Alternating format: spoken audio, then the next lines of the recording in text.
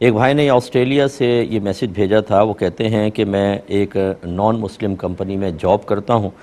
میرا نام محمد ہے، تو مجھے محمد کے بجائے وہ مو کہتے ہیں، MO،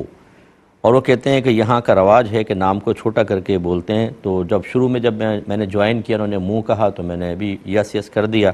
اب وہی سلسلہ شروع ہو گیا تو میں پریشان ہوں۔ اب میں اگر میل وغیرہ ان کو کرتا ہوں تو اس میں صرف مو ہی لکھتا ہوں تاکہ ان کو پہچان حاصل ہو، تو کیا حکم شرع ہوگا؟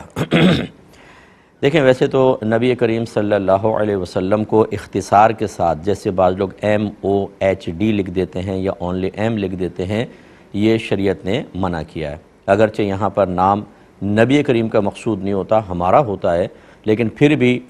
چونکہ نسبت تو نبی کریم صلی اللہ علیہ وسلم سے ہے، تو اس لیے اختصار کے ساتھ لکھنا مکروہ ہوتا ہے،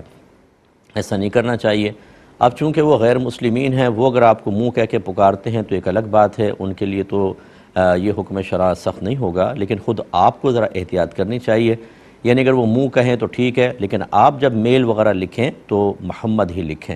اور اس کو چھوٹا کرنے کا قصد و ارادہ نہ کریں، ان کی پہچان کے لیے بریکٹ میں MO لکھ دیں بس، کہ تاکہ وہ پہچان ہو جائے کہ میں نے میل کی ہے، لیکن آپ پورا محمد لکھا کریں، یہ خلاف سنت اور مکروہ ہوگا۔ خلاف سنت اس اعتبار سے کہ نبی کریم صلی اللہ علیہ وسلم نے خود تو اپنا نام اقدس نہیں لکھا، لیکن اکابرین کا طریقہ اور سنت یہی چلتی آئی ہے کہ نبی کریم صلی اللہ علیہ وسلم کا نام اقدس، اسی طرح درود پاک کو بھی مکمل لکھتے ہیں، بعض صلعم لکھ دیتے ہیں، تب مختصر کر کے یہ بھی صحیح نہیں ہے، پورا درود پاک لکھنا چاہیے۔